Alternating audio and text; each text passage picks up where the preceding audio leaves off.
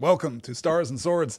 I'm Alistair Stevens. This week, 8 simple rules for dating my elven princess, why dogs are categorically better than cats, and two love as we begin our discussion of the greatest of Professor Tolkien's tales, Beren and Lúthien, in Chapter 19 of the Quentus Silmarillion. We are not going to get through the whole story of Beren and Lúthien tonight. I have no ambition to even attempt such an undertaking, but I haven't yet picked a definite endpoint for our discussion. I have a fairly soft out in like 90 minutes, but we'll see how that goes. I would like to get to the confrontation between Finrod Felagund and Sauron, if not the introduction of Huon the Very Good Dog, if not the final fate of Finrod, all of which, now that I think about it, would have made better titles for tonight's session than Meet the Parents, but we are also going to be focusing on Thingol and on Melian, who really set a particular kind of template for domestic wedded bliss in Middle-earth.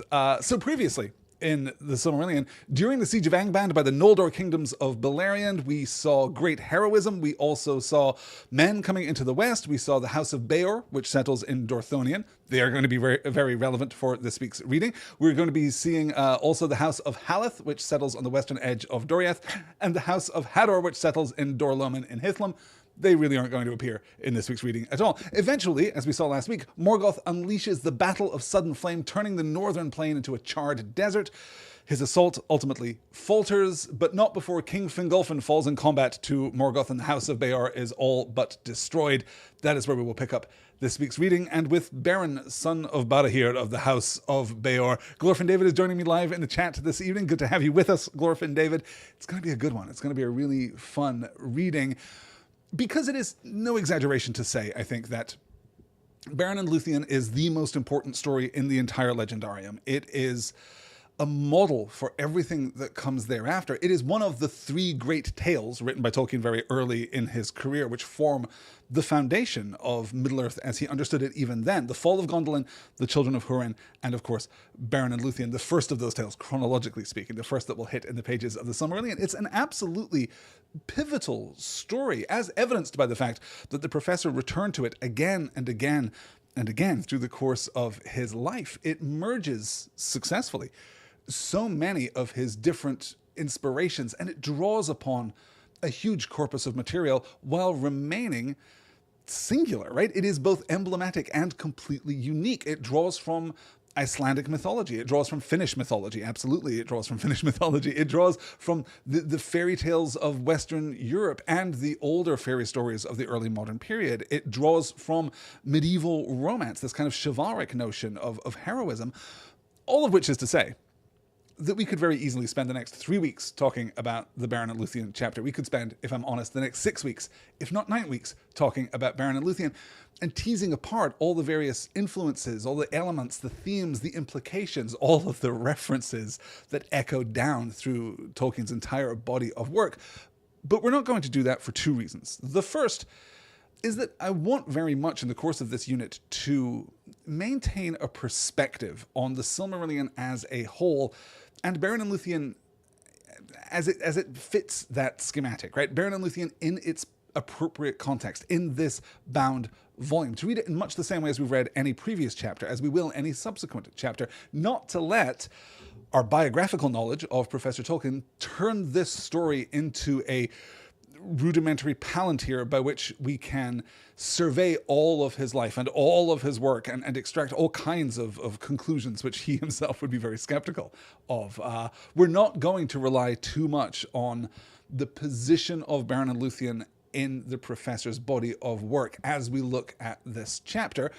The reason for that, right, partly because we're honoring the Silmarillion as a bound volume, we're studying the Silmarillion as a bound volume, so we're keeping this in its proper perspective, but also because some fine day we're going to talk about, let me gesture to it here on my shelf. Yes, right, here, the book, Beren and Lúthien, that was published in 2017. It's the second of the three wrap-up books looking at the great tales published by Christopher Tolkien, along with The Children of Húrin and The Fall of Gondolin. I just reread this book earlier this week, and I absolutely adore it. It takes all of that material that I just discussed, all the various versions of Beren and Lúthien that Tolkien begins and then abandons, basically, through the course of his career, and presents them in a distilled order, yes, in a way that kind of extracts the most meaning from the story, but also situates the story completely in the span of Tolkien's life. So I would love to talk about that, probably in the upcoming Tolkien show, which is going to launch in just a few weeks. We're going to have the opportunity, at least. I was going to say we're going to take the opportunity, but partly that's going to be up to you guys, the audience. But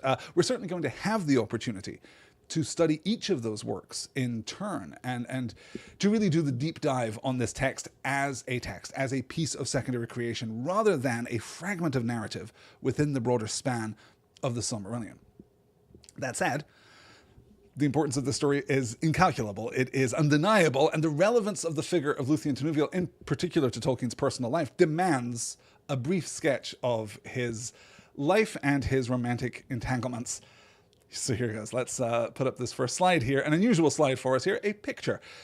Edith Mary Bratt was born in 1889 in Gloucester in England, 3 years before and 6,000 miles distant from the birth of J.R.R. Tolkien. They meet in 1908, when Tolkien is 16 and Edith is 19. Seeing a budding romance as a distraction to his studies, Tolkien's guardian at the time bans him from pursuing the relationship until he is 21 years old. So 4 years later, on the evening of his 21st birthday, Tolkien writes to Edith, declares his love, and proposes marriage. She replies, saying that she is technically already engaged to someone else, but isn't super thrilled about the relationship, was really more worried about being left on the shelf as an elderly spinster at the ripe old age of 24. So he agrees to go and visit her. He travels to visit her in person less than a week later, and by the end of that brief visit, they are engaged to be married. They are together through the long span of their lives.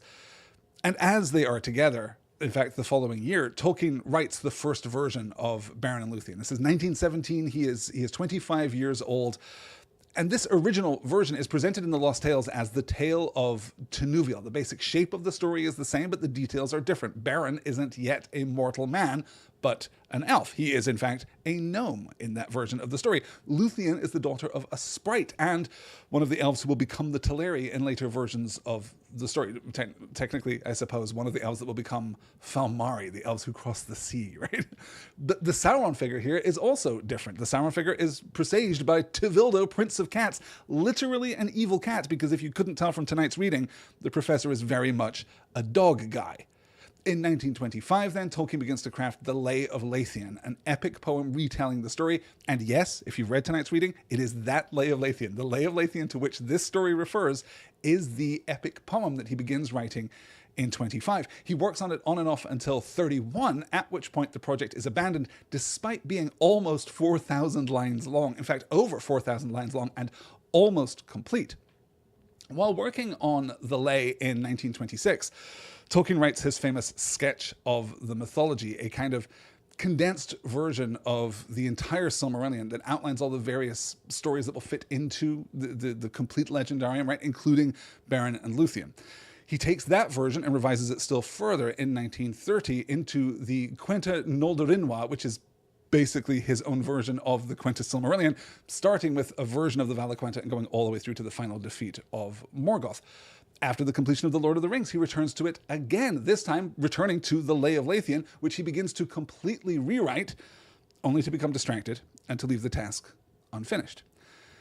And in that way, we can see that the story of Beren and Lúthien is much like the rest of the professor's work. It lives and breathes in its revision. It lives and breathes as a palimpsest of a sort, that you can look at the story that we have and feel in its presence, the other drafts that preceded it and the unfinished drafts which came thereafter. It is, for all that it is complete as it's presented to us here in the pages of the Silmarillion, kind of a fundamentally incomplete story, or at least a story that was never as fully realized as Tolkien intended it to be. And that, I think, is appropriate, given the biographical, the personal nature of the story. And it's possible, though unlikely, that if you're listening to this podcast right now, you don't know the biographical implication of the names Beren and Lúthien, because besides the quality of the story, they really stand as a testament to Tolkien's relationship with Edith. I want to call up this slide here to show you the grave of Edith first, and then Tolkien, the professor, thereafter in Wolvercut Cemetery in Oxford, with the names Beren and Lúthien inscribed there. In July of 1972, the year after Edith's death and the year before his own, Tolkien wrote to Christopher to tell him of his decision that Edith's gravestone should simply read her name, the year of her birth, the year of her death, and the single word Lúthien.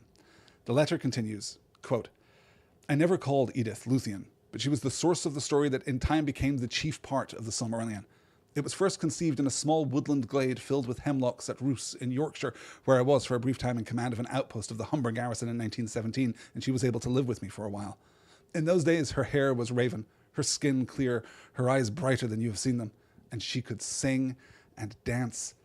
But the story has gone crooked, and I am left, and I cannot plead before the inexorable Mandos. And it's hard not to be moved by the mortal man, so exceeded by the power and the beauty of his wife, humbly aligning himself with the most romantic figure in his entire body of work. Yes, but a figure that is always secondary to his incredible partner. Beren, I was going to say lives in the shadow of Lúthien, but of course the opposite is true. Beren lives in the light of Lúthien, and we are never allowed to forget it. But the importance of the story isn't, as I say, just romantic. It is also very structural. It is definitive of the Legendarium as a whole. We are going to talk a lot this week about typology. We're going to be looking at the ways in which these characters and these conflicts and these events, these themes, are echoed throughout the rest of Tolkien's work. This is perhaps the most densely typological reading that we're going to do in the entire Silmarillion. Beren and Lúthien throws forward to events in The Lord of the Rings and throws back to events that we have previously seen in the pages of the Silmarillion. It is a crossroads, it's a nexus, it's a turning point for many of the underlying concepts that are so essential to the unfolding Legendarium. So we're going to try and touch on some of them. We're going to try and touch on many of them, right? Here's my ambition. Many. We're going to probably hit most. We're probably going to miss things that you yourself are passionate about. And if you are, then please do get in touch. You can email me always at starsandswordspod@gmail.com, or you can head over to the Patreon page, patreon.com/nextword, where you can get in touch, pledge your support, and join me over on the Discord, where we can nitpick all the tiny connections, the webs of connections that flow from this story forward and, as I say, back. A big one to watch as we go forward tonight that I'm not really going to have the opportunity to talk about this week, but which we will definitely circle back to next week. I'm just kind of planting a flag in the ground here to draw your attention to the similarities between Beren one-handed and Frodo of the Nine Fingers, right? We're going to look next week in particular at some clear connections and contrasts between Beren and Frodo, and to a certain, although lesser extent, Lúthien and the inestimable Samwise Gamgee, who, of course, remembers exactly this story when he is faltering at Cirith Ungol, when he remembers, in fact, that they are all in the same story. This is the story that he's hearkening back to. It's the light of the Vial of Galadriel that reminds him of the Silmarils, and that's where we draw this enormous narrative span into a tight and focused unity here. So, all of that is to say, 15 minutes into tonight's session, that's the history, that's the frame. Let's get into what Beren and Lúthien actually is within the pages of the Silmarillion, and we begin with outlaws in Dorthonion. Among the tales of sorrow and of ruin that come down to us from the darkness of those days, there are yet some in which amid weeping there is joy, and under the shadow of death, light that endures. And of these histories, most fair still in the ears of elves is the tale of Beren and Lúthien. Of their lives was made the Lay of Lúthien, release from bondage, which is the longest save one of the songs concerning the world of old. But here the tale is told in fewer words and without song. It has been told that Barahir would not forsake Dorthonion, and there Morgoth pursued him to his death, until at last there remained to him only 12 companions. Now the forest of Dorthonion rose southward into mountainous moors, and in the east of those highlands there lay a lake, Tarn Eluin, with wild heaths around it, and all that land was pathless and untamed, for even in the days of the long peace none had dwelt there. But the waters of Tarn Eluin were held in reverence, for they were clear and blue by day, and by night they were a mirror for the stars. And it was said that Melian herself had hallowed that water in days of old. Thither Barahir and his outlaws withdrew, and there made their lair, and Morgoth could not discover it. But the rumour of the deeds of Barahir and his companions went far and wide, and Morgoth commanded Sauron to find them and destroy them. So, a little stage setting here. We're going to get into this outlaw action here in Dorthonion, but we frame this text in a way that has been implicit to other texts within the pages of the Quenta Silmarillion in particular, and certainly the different fragments of the Silmarillion as a whole. But we're doing so here with even more care. We're doing so even more explicitly. Among the tales of sorrow and ruin that come down to us from the darkness of those days, there are yet some, right, which are capable of transforming grief into joy, right? Under the shadow of death, there is a light that endures. And of those stories, there are a handful of stories like that are tragedies, yes, that are awful tales of days gone by, but there is such beauty within those tales. There is such wholesome grief and pity within those tales, right? Per Niana, that they become sources of joy. And of these histories, most fair still in the ears of elves is the tale of Beren and Lúthien. Of their lives was made the Lay of Lúthien, release from bondage. This is fascinating. We'll note that a lay is just a short song, right? Usually narrative. It comes from the French word for song, which itself comes from an unknown source, probably German, but the etymological trail isn't clear. And crucially, Lúthien, despite its phonotactical similarity to Lúthien, is a completely different word, meaning, as we're told here, right, release from bondage or imprisonment. This is the song of the release from bondage or imprisonment. The longer poem, I'll note, which is mentioned here, right? This is the longest save one of the songs concerning the world of old. The longest is the Children of Hurin, which we'll have due course to talk about in the pages to come. But here's an opening question. What do we mean by release from bondage? Who or what is being released? Who or what is being imprisoned? What do we mean by release? What do we mean by bondage, right? Every part of this is open for debate, is going to be subject to our scrutiny as we move forward. So we frame this out as one of the most important stories that exists in the accounting of this time, in the accounting of the First Age, particularly the end of the First Age, right? It's no coincidence that the fall of Gondolin and the Children of Hurin and Beren and Lúthien all happen very close together in this history that has already spanned tens of thousands of years. There's a very real sense, particularly as you're reading the Quenta Silmarillion, right? There's a very real sense that everything up to this point has been preparatory material. Everything before this has been prologue, and now we get the first of the great tales.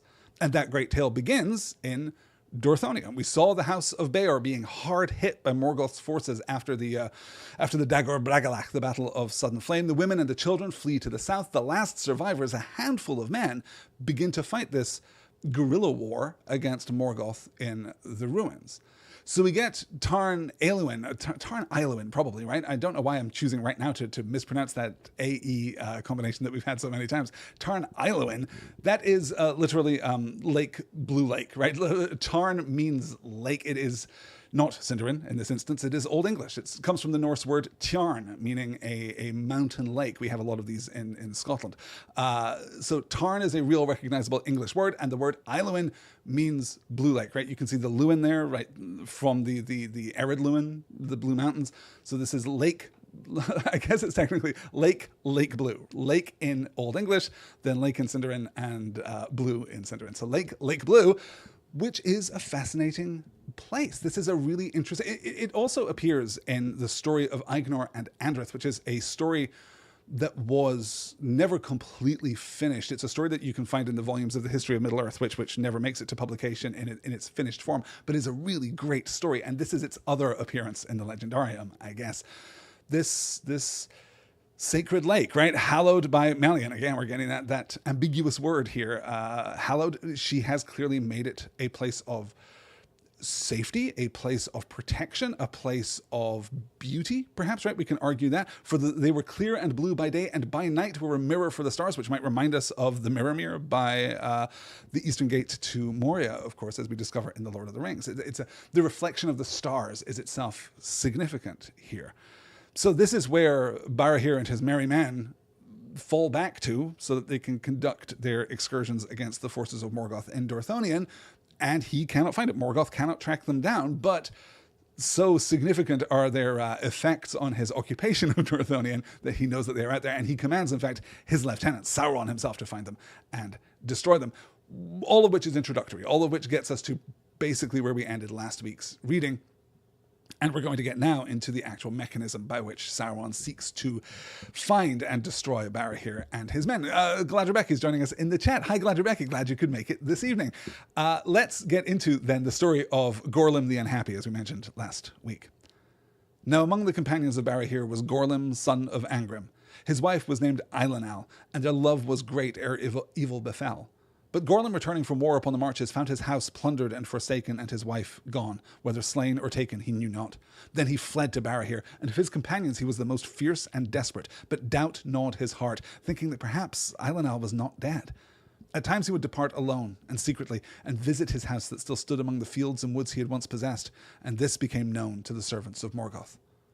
On a time of autumn he came in the dusk of evening, and drawing near he saw as he thought a light at the window, and coming warily he looked within. There he saw Eilunal, and her face was worn with grief and hunger, and it seemed to him that he heard her voice lamenting that he had forsaken her. But even as he cried aloud, the light was blown out in the wind, wolves howled, and on his shoulders he felt suddenly the heavy hands of Sauron's hunters. Thus Gorlim was ensnared, and taking him to their camp they tormented him, seeking to learn the hidings of Barahir and all his ways. But nothing would Gorlim tell. Then they promised him that he should be released and restored to Eilunal if he would yield, and being at last worn with pain and yearning for his wife, he faltered. Then straightway they brought him into the dreadful presence of Sauron, and Sauron said, "I hear now that thou wouldst barter with me. What is thy price?" So we mentioned Gorlim the unhappy in last week's reading again, just in case you missed last week's session. Unhappy here meaning unlucky, not sad, though clearly he has reason enough to be sad, right? He is also unhappy in the modern sense, but clearly unhappy in the older medieval and early modern sense. And we're seeing here, we're seeing notably a kind of microcosm of a tragic love story. We're seeing here a tiny kind of prologic version of the story that's to come. There seems to be this genuine connection, this powerful connection between Gorlim and Eilunal. What differs here, or the lesson that we should take from this, perhaps, is that it is the holding on to the past. It is the holding on to the hope, perhaps, right? There's this poisonous, treacherous hope that Eilunal is still alive, even, though there is no evidence to suggest that that is the case. The returning to his old home that has been burned and ravaged, plundered and forsaken here out in the wildness now of Dorthonion, that is what leads Gorlim to be captured. That's what it's this pattern of behavior. It's this almost compulsion to return to this place. And in that, I think we see an absence of wisdom. We see an absence of grief turned to wisdom. Certainly. But at the same time, it's a very recognizable, very human story. And it is, it's at least a serious competitor for the most grounded human story that we've had so far. We've had, in the course of this book, almost no real personal emotional baggage, right? We're not dealing with characters, or we're not seeing from a sufficiently intimate perspective characters who are burdened by this kind of tragedy, just this kind of sadness, this kind of profundity here. So we understand, I think, him returning, and he sees this glimpse, he sees this trick. Well, it's about to be revealed to be a trick. I don't want to jump ahead of the story, but he sees this glimpse of Eilunal, not just that she is there, that she is sad, that she is worn with grief and hunger, but crucially that she is lamenting that he has forsaken her, really kind of twisting the knife there for poor Gorlim. So he is immediately ensnared, taken back to their camp. They challenge him to reveal what he knows about Barahir, and it is only when he has promised to be released and restored to Eilunal that he agrees, though he agrees only for a moment. Let's take a look at the next slide and see exactly how this plays out, though I'm pretty sure that we could predict how it plays out almost perfectly. And Gorlim answered that he should find Eilunal again and with her be set free, for he thought that Eilunal also had been made captive. Then Sauron smiled, saying, "That is a small price for so great a treachery. So shall it surely be. Say on." Now Gorlim would have drawn back, but daunted by the eyes of Sauron, he told at last all that he would know. Then Sauron laughed, and he mocked Gorlim, and revealed to him that he had seen only a phantom, devised by wizardry to entrap him, for Eilunal was dead. "Nonetheless, I will grant thy prayer," said Sauron, "and thou shalt go to Eilunal and be set free of my service." Then he put him cruelly to death. In this way, the hiding of Barahir was revealed, and Morgoth drew his net about it, and the orcs, coming in the still hours before dawn, surprised the men of Dorthonion and slew them all save one. For Beren, son of Barahir, had been sent by his father on a perilous errand to spy upon the ways of the enemy, and he was far afield when the lair was taken. But as he slept benighted in the forest, he dreamed that carrion birds sat thick as leaves upon bare trees beside a mere, and blood dripped from their beaks.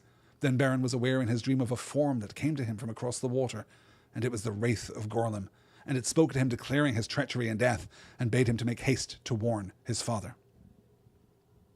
So, crucially here, I do think that we get an insight into Gorlim's state of mind, that he falters for a moment, yes, but then catches himself, right? Even as Sauron says, okay, I will give you everything you want. You just have to tell me everything that I want to know about Barahir and his merry man out there on the moor. And Gorlim would have drawn back. Now Gorlim would have drawn back, but daunted by the eyes of Sauron, he told at last all that he would know. There is a compulsion here. There is something beyond Gorlim's willing acquiescence. He doesn't completely surrender his will to Sauron in this moment. In effect, he does, but it is clear that it is the power of Sauron that attracts, or that extracts this information, rather than Gorlim's willing and compliant obedience. Then we get, of course, the twist that we could see, coming from a mile away. Then Sauron laughed and he mocked Gorlim and revealed to him he had seen only a phantom devised by wizardry to entrap him, for Eiluned was dead. Nevertheless, I will grant thy prayer, said Sauron, and thou shalt go to Eiluned and be set free of my service. Then he put him cruelly to death. And there's our first beat, right? There's our first beat of release from bondage. This is our first moment where we're conscious of someone being set free. There is an aspect of imprisonment, a kind of, even in this moment, as fleeting as this moment is, there is an emotional imprisonment. Gorlim has been captured, yes, but perhaps more importantly, conquered. There is no defiance left in him. He has his moment of defiance. Now Gorlim would have drawn back, right? There's this incipient kind of defiance within him, and it's gone. It has been overtaken. It has been overwhelmed. So he is imprisoned as surely as Eiluned would have been, but now they are both free. And this is particularly important because we should remember that Sauron is a Maya, right? He is of the order of beings that Melian is and that Gandalf is. And we know for sure that they have as little understanding of what happens to the younger children of Ilúvatar after their death than the elves do. Nobody knows what happens. Nobody knows where they go. But it certainly isn't a punishment, or if it is a punishment, then, which of God's gifts are not also punishments? Or perhaps vice versa, right? My theology, my impoverished theology showing there. So there is this moment of liberation, even as Sauron claims this victory. And that is something, again, right? We're seeing the story of Gorlim as a microcosm of the story of Beren and Lúthien, or at least of thematic elements of the story of Beren and Lúthien as we move forward. And then we have the introduction to Beren and Beren's prophetic dream. And this is fascinating because the text seems pretty clear that this is actually Gorlim, right? That this is a wraith of Gorlim, and it spoke to him declaring his treachery and death and bade him make haste to warn his father. Prior to that, the vision that he gets, this kind of ambiguous nightmare state, right? As he slept benighted in the forest, he dreamed that carrion birds sat thick as leaves upon bare trees beside a mere, right? We're reckoning with his memory of the lake here, the starlit mere of hallowed by Melian, and blood dripped from their beaks. This would be the kind of thing that you might expect, a guy to dream about. This is the kind of dream that Ulmo has been sending people. It's the kind of dream that Ulmo sent Finrod. It's the kind of dream that he sent Turgon, absolutely right, that lead them to find their hidden cities and to hide themselves away. But we get something even more explicit, although even in its explicitness, it is also ambiguous because we have the Wraith of Gorlim, yes, right? And the Wraith of Gorlim, for those of us who have read The Lord of the Rings, might be reminding us of the Oathbreakers, the dead men of Dunharrow, who are also crucially traitors, right? Who also crucially kind of fail to keep their oaths of loyalty and obedience, and who know themselves to be traitors even at the moment that they die. So we can see a certain similarity there, who are also called wraiths at certain points in the story. But it comes across the water, and the movement of the wraith across the water, well, brings us always to thoughts of Ulmo, and brings us specifically here to thoughts of Melian, who hallowed those self-same waters. So exactly what the mechanism here is, I think, is inconclusive. I'm not sure that we can really pin down definitively what is happening and what the nature of this vision of Gorlim is. Is it really Gorlim's spirit? Is this unfinished business that he has to contend with? Maybe. We're not going to hear any more about it. So it could be. If it is, it's even more tragic, right? Because he's just stranded out there in Beleriand, presumably. So this sets the stage for the return of Beren to his camp. Let's move on here and we'll see exactly what happens. Then Beren awoke and sped through the night and came back to the lair of the outlaws on the second morning. But as he drew near, the carrion birds rose from the ground and sat in the alder trees beside Tarn Eluin and croaked in mockery. There Beren buried his father's bones and raised a cairn of boulders above him and swore upon it an oath of vengeance. First, therefore, he pursued the orcs that had slain his father and his kinsmen, and he found their camp by night at Rivel's well above the fen of Serach, and because of his woodcraft, he came near to their fire unseen. There their captain made boast of his deeds, and he held up the hand of Barahir that he had cut off as a token for Sauron that their mission was fulfilled, and the ring of Felagund was on that hand. Then Beren sprang from behind a rock and slew the captain, and taking the hand and the ring he escaped, being defended by fate, for the orcs were dismayed, and their arrows wild.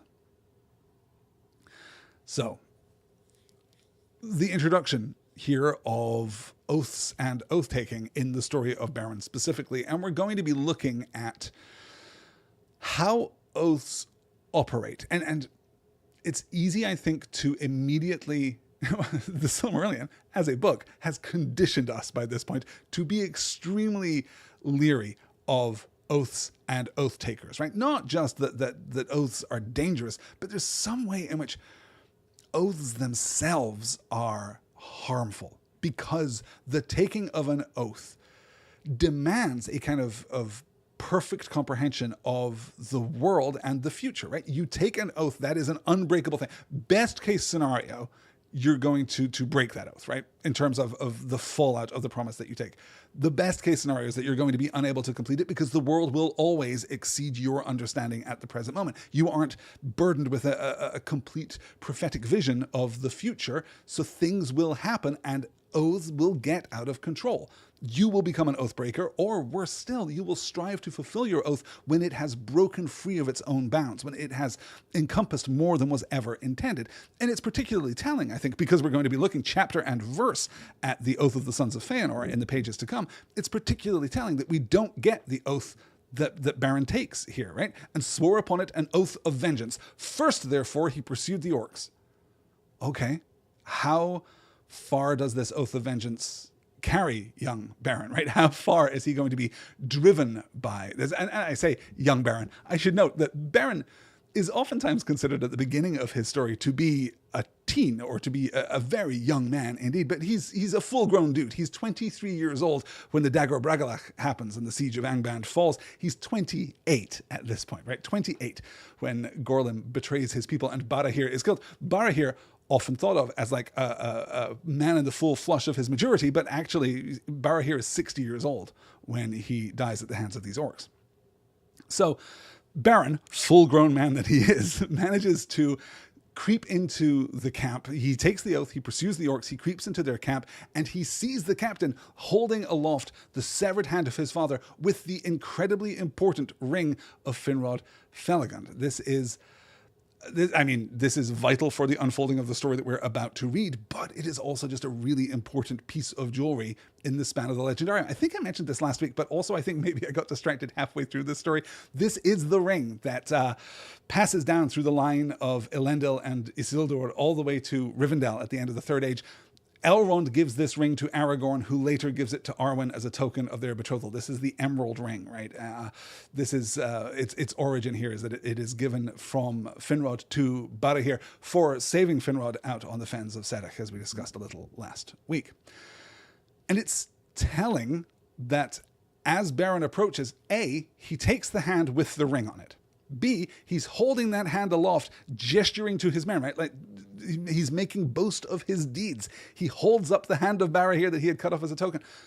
Would Beren have searched through the orcs' belongings to find this ring if he hadn't have been holding it aloft? Would he even have known about the ring? Or if he knew it, would he have given it any significance? Everything in Beren's story could have changed if one thing had been different here.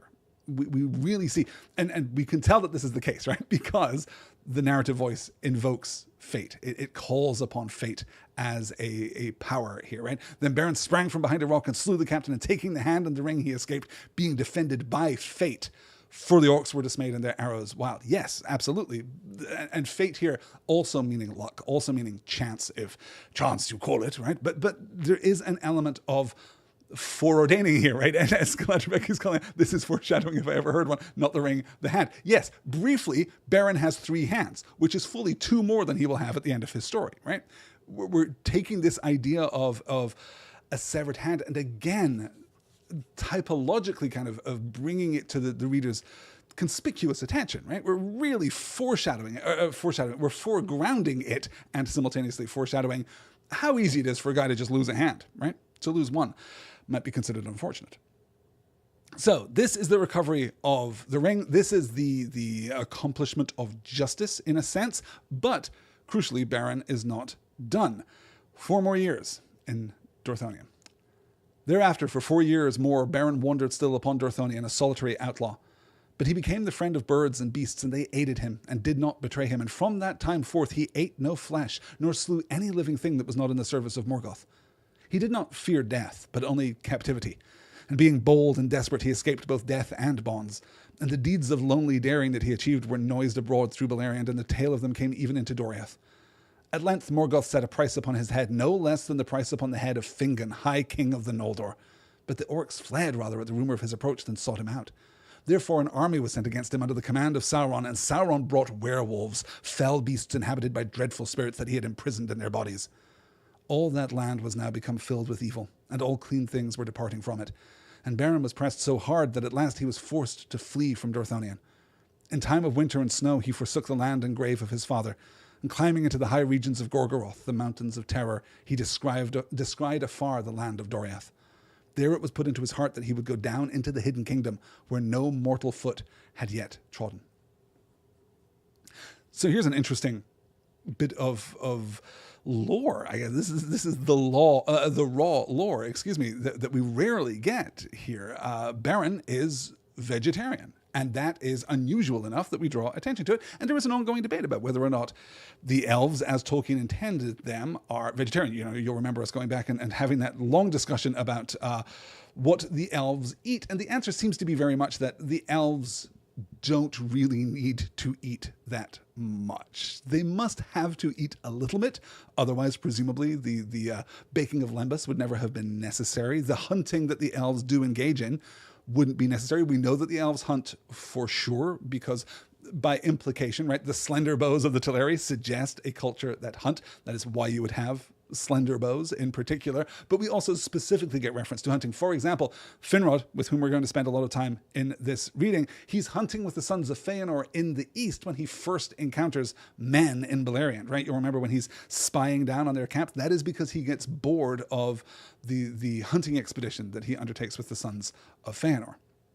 But here, Beren does something different. He befriends the birds and the beasts, and they aid him and do not betray him, right? We're poised here that even as the land turns to ill, even as individual creatures are becoming corrupted by the presence of Morgoth in a desolation of Smaug kind of way, that they do not betray him. He has earned their loyalty and friendship, and they keep that bond. Gladderbecky says they're Lembatarian. Very nice, Gladderbecky. 10 points for that pun. I appreciate that one. There is a reference, isn't there? There is a reference in The Hobbit to the elves roasting meat. There's some. I wish I had my reading copy to hand. I don't wish I had my reading copy to hand. If I did have my reading copy to hand, I would probably spend the next 5 minutes looking for it. But there is a reference in The Hobbit. I'll look it up for next week and quote it chapter and verse so that we can be sure on this. But yeah, I'm pretty sure that's how that works. So here we are. Sauron, Morgoth sets this price against the life of Beren that is as high as Fingon, the High King of the Noldor. So he has really earned his outlaw status here, conducting this lonely one-man war against Morgoth's forces in Dorthonion. And Sauron brings an army against him. He brings werewolves, fell beasts inhabited by dreadful spirits that had imprisoned in their bodies. So he flees. In the time of winter and snow, he forsook the land and grave of his father, and climbing into the high regions of Gorgoroth, the mountains of terror, he descried afar the land of Doriath. Unfortunately, there are some things between here and there. There are some challenges as we move forward here. This is 9 years now, right? His decision to leave is 9 years after the Battle of Sudden Flame, after these 4 years alone. Beren leaves Dorthonion and heads south and is inspired too. I'll just call this out because we're going to get an even clearer version of this shortly. There it was put into his heart that he would go down into the hidden kingdom where no mortal foot had yet trodden. He has no reason to believe that he is able to go into Doriath. He has no reason to believe that he can pass the girdle of Melian. We kind of suspect that he's going to because of foreshadowing, right? Melian has a strong idea that Beren's going to be able to do this, but there's no reason that he should believe that this is even possible for anyone, let alone for him. And yet, he does it. Yeah. Galadriel noting here that Beren is really lonely after his father and the band are killed, so he needs the animals as his friends, right? Which is also a kind of typology. I think you're absolutely right, Galadriel, but this is kind of foreshadowing the one chapter of this story where we spend a lot of time with an animal, right? Thorondor and the eagles, not perfectly counted. Actually, you know what? We're going to talk more about the eagles at the end of tonight's session, assuming that we make it that far. But this is the chapter of man's best friend. This is the chapter of Huan the Hound, and we're going to see the faithfulness of animals. We're going to see, again, I'm kind of simultaneously kind of teasing Tolkien slightly for this chapter and for the notion of Huan the good dog, capital G, capital D, but that is very much what Huan is. That is like the essence, the fairy tale essence of that character. You know what? More on Huan when we get there. Let's move on then and pass down through dark into Doriath. Terrible was his southward journey. Sheer were the precipices of Ered Gorgoroth, and beneath their feet were shadows that were laid before the rising of the moon. Beyond lay the wilderness of Dungortheb, where the sorcery of Sauron and the power of Melian came together, and horror and madness walked. There spiders of the fell race of Ungoliant abode, spinning their unseen webs in which all living things were snared, and monsters wandered where they were born in the long dark before the sun, hunting silently with many eyes. No food for elves or men was there in that haunted land, but death only. That journey is not accounted least among the great deeds of Beren, but he spoke of it to no one after, lest the horror return into his mind, and none know how he found a way, and so came by paths that no man or elf else ever dared to tread to the borders of Doriath. And he passed through the mazes that Melian wove about the kingdom of Thingol, even as she foretold, for a great doom lay upon him. It is told in the Lay of Lúthien that Beren came stumbling into Doriath, grey and bowed as with many years of woe, so great had been the torment of the road. But wandering in the summer in the woods of Neldareth, he came upon Lúthien, daughter of Thingol and Melian, at a time of evening under moonrise, and she danced upon the unfading grass in the glades beside Ysgaldwin. Then all memory of his pain departed from him, and he fell into an enchantment, for Lúthien was the most beautiful of all the children of Ilúvatar. Blue was her raiment as the unclouded heaven, but her eyes were grey as the starlit evening. Her mantle was sown with golden flowers, but her hair was dark as the shadows of twilight. As the leaves upon the leaves of trees, as the voice of clear waters, as the stars above the mists of the world, such was her glory and her loveliness, and in her face was a shining light. I love the detail of Beren's arduous journey south, that we haven't forgotten that this is what the world is. We haven't forgotten that the scars of Morgoth are not just in the desolation of the Anfalglith. They're not just in the ruin and the torment of Minas Tirith on the Syrian. They're not just in the actual acts of war. We can still find his deeper corruption of what Arda was supposed to be, of what Arda is. There are still spiders of the fell race of Ungoliant spinning their unseen webs in which all living things were snared. And here we're absolutely to kind of lift the narrative veil here and to observe the function of the sequence. We're definitely attesting to the bravery, the heroism, the capability of Beren, just as we used exactly this part of the world with Adethel back in her chapter, right? As we're looking in Maeglin's chapter, I suppose. It's not really her chapter if her name's not in it, right? When we talked about Arethel leaving Gondolin behind and going east and winding up in Nan Elmoth and kind of having a similar experience to Beren here, right? Being sorcerously guided through the forest to Eol the Dark Elf.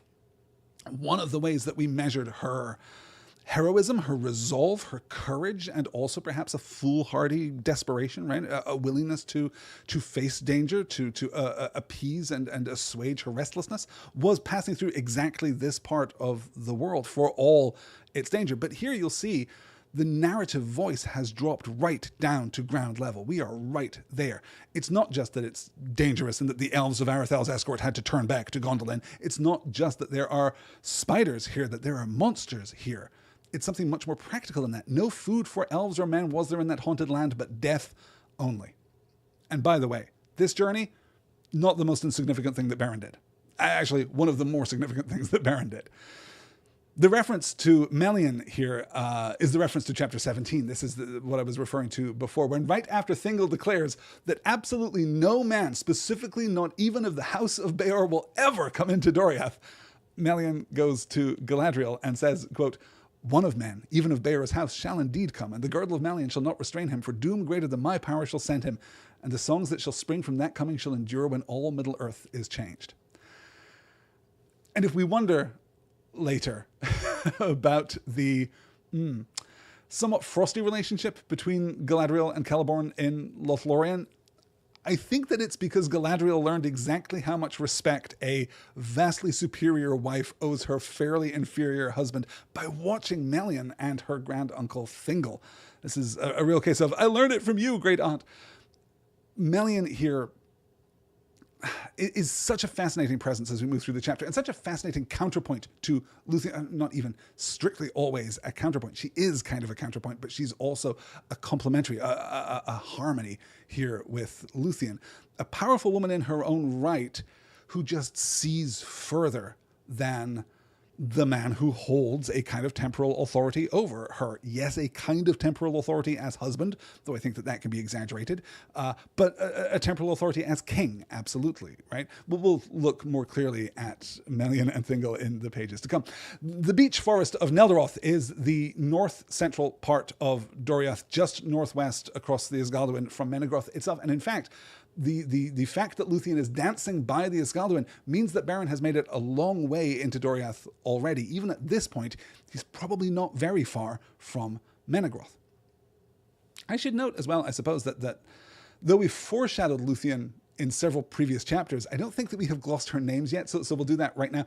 Lúthien means daughter of flowers, and Tinuviel, as we're about to get, means daughter of twilight, which is a poetic name for the nightingale, which isn't a coincidence, of course, because we all remember that it was Melian who taught nightingales first how to sing back in the gardens of Lorien in Aman, and nightingales, we're told, now live with Melian in Menegroth. So, typologically, as I say, right, we're seeing comparison here, we're seeing contrast here with the story of Eol the Dark Elf and his, kind of unwilling seduction, or his all too willing seduction of the unwilling mother of Maiglin, as we discussed previously. But we're also, of course, echoing Thingol and Melian here, right? Beren is going to hang out in this forest for like a year, just looking for Lúthien, and that's not 200 years in Nan Elmoth, the next forest over, but it's also not that. So we're echoing backwards, and I mentioned at the time that the meeting of Elf and Maya, right, Thingol and Melian, Elwë, as he was then, Elwë Singola, right, Greymantle, the meeting of Elwë and Melian is kind of categorically the same kind of meeting as Beren and Lúthien, right? A lower order of being is meeting a higher order of being. Again, we're kind of dipping our toe here into Tolkien's essentialism in terms of the depiction of these characters. So we've already established this kind of model, but this is going to be more specific because Lúthien is even more specific. There is an attention given to her that exceeds all the other, beautiful, amazing, fantastic, capable women which Tolkien describes, including Melian. The description that we get here is just so much more powerful and anchors her in every part of the crucially mortal experience. Then all memory of his pain departed from him, and he fell into an enchantment, for Lúthien was the most beautiful of all the children of Ilúvatar. Okay, there we go. That's one of those Tolkienian superlatives that we get from time to time. It's absolutely true. Lúthien is just the most beautiful. Elves or men, doesn't matter. No one is ever going to be more perfectly beautiful than Lúthien. Blue was her raiment as the unclouded heaven, but her eyes were grey as the starlit evening. Her mantle was sown with golden flowers, but her hair was dark as the shadows of twilight. You see these paired contrasts that we're getting here? Galadriel Becky's calling out in the chat here. You're anticipating my next move, Galadriel Becky. Yes, you're absolutely right. It's the year that Beren spends in this forest is the man version of the 200 years that Thingol the elf spent in Nan Elmoth with Melian. This is the same story told at a lower order, right? We've kind of, as I've described it before, we've come down an octave. We're closer to the ground now. We're deeper into it, into the immediacy of it. We can feel those bass notes thrumming now in a way that we couldn't when the whole conceptual framework of the story was abstracted up an experiential notch, right? We were up in the category of beings like Melian and Thingol. Well, now we're not. Now we just have a mortal man, and that mortal man is experiencing things more immediately, but also in a more complicated fashion. We're seeing this constant contrast. It's the thing about Lúthien, is that she is not beautiful in a simple way. She is beautiful in a way of contrast, right? She is defined in terms of these contrasts. Blue was her raiment as the unclouded heaven, but her eyes were grey as the starlit evening. Her mantle is sown with golden flowers, but her hair is dark as the shadows of twilight. It's all of this light and life and darkness and mystery. It's both sides of the elven experience in one person. And again, we're seeing from Professor Tolkien here that diversity, that contrast, that consonance is better than unity, right? We can go all the way back to the Ainulindalë, and we can remember that as Morgoth is raising his own instruments in rebellion, that they are brassy and unified, braying on this one single note over and over. There isn't, within Morgoth's rebellion, diversity. And that diversity is one of the things that leads to beauty. What we find within Lúthien herself is contrast and conflict and a tension between the light and the dark, the blue and the gold. We're seeing these different, as the light upon the leaves of trees, as the voice of clear waters, as the stars above the mists of the world, right? As light, as sound, and as something ethereal beyond the frame of mortal experience. Such was her glory and her loveliness, and in her face was a shining light. It doesn't get much better than that. So, as it goes, boy meets girl, boy loses girl. But she vanished from his sight, and he became dumb as one that is bound under a spell, and he strayed long in the woods, wild and wary as a beast seeking for her. In his heart he called her Tinuvial, that signifies nightingale, daughter of twilight in the grey elven tongue, for he knew no other name for her. And he saw her afar as leaves in the winds of autumn, and in winter as a star upon a hill, but a chain was upon his limbs. There came a time near dawn on the eve of spring, and Lúthien danced upon a green hill, and suddenly she began to sing.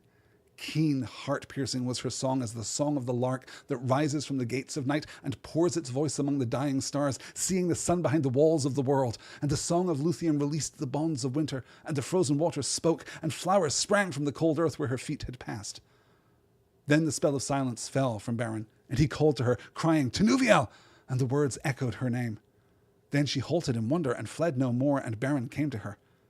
But as she looked on him, doom fell upon her, and she loved him. Yet she slipped from his arms and vanished from his sight, even as the day was breaking. Then Beren lay upon the ground in a swoon, as one slain as one slain at once by bliss and grief, and he fell into a sleep, as it were into an abyss of shadow, and waking he was cold as stone, and his heart barren and forsaken. And wandering in mind, he groped as one that is stricken with sudden blindness, and seeks with hands to grasp the vanished light. Thus he began the payment of anguish for the fate that was laid on him. And in his fate Lúthien was caught, and being immortal she shared in his mortality, and being free received his chain, and her anguish was greater than any other of the Adalier has known. Caught in the doom of Beren. So this, again, is familiar typologically from our discussion of Thingol and Melian, right? But it is the absence of Lúthien here that strikes Beren dumb, that binds him under the spell. It is the loss of her that renders him silent and immobile here in the woods. He seeks for her, I guess not technically immobile, right? He is looking for her all across the forest. In his heart he called her Tinuvial, that signifies nightingale. He hasn't told her that is a name that he has ascribed to her, but it will still work to find her, to bind her, which is an unfortunately precise way of putting it, I suppose, when they meet one another. Again, we'll note here that this transition of season here is just gorgeously handled. The Song of the Lark is a song traditionally greeted as the herald of the dawn, right? Larks sing at dawn as nightingales sing at twilight. So we're seeing here an opposition. Again, another implied opposition here within the body of Lúthien. She is both things. She is absolutely the nightingale. She is Tenuvial, right? She is the daughter of twilight, but also she can sing like a lark. And she can fulfill that function not just literally in that dawn is coming, right? But also metaphorically in that she is singing here at the end of winter and is bringing forth the spring. The Song of Lúthien released the bonds of winter, and the frozen waters spoke, and flowers sprang from the cold earth where her feet had passed. There is a winter of absence here after she leaves, and upon her return it is spring once more. This is, to be clear, literally true, but also metaphorically true. It's also thematically true. But we see here something, I suppose, more tragic even, right? The inversion of the usual love story arc here, right? Where the arc of a romantic love story, capital R, romantic love story here, is that everything starts out great and then ends badly and ends in grief and in misery and in woe. A woe and a grief, hopefully, that will yield some measure of wisdom, some measure of insight and self-improvement sometimes, but not always. Here, though, we begin with the doom. We're going to get to the good stuff in just a minute, but we begin with, well, with this burden that is laid upon her, right? It's as she looked on him, doom fell on her, and she loved him. It's immediate. It happens right then, right there. And from that second, from that moment of, we should disambiguate that, right? Is it true that she falls in love with him and thus his doom falls upon her? Or is it true that his doom falls upon her and thus she loves him? Clearly, grammatically here, it's the latter. As she looked on him, doom fell upon her and she loved him. Is that a simultaneous and, or is that an effectual and, right? Is that a consequence of what happens before?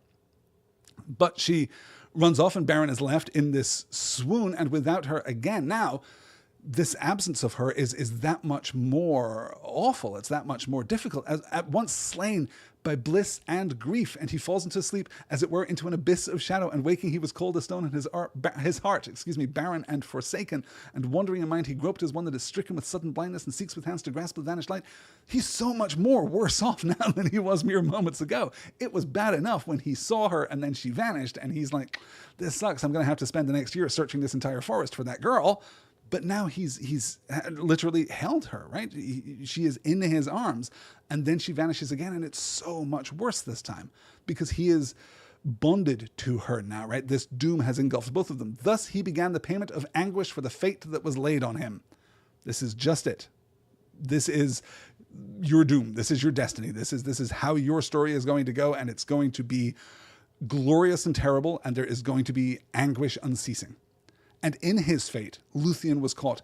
So also simultaneously, this is happening to her. And being immortal, she shared in his mortality. Being free, received his chain. And her anguish was greater than any other of the Adalier has known.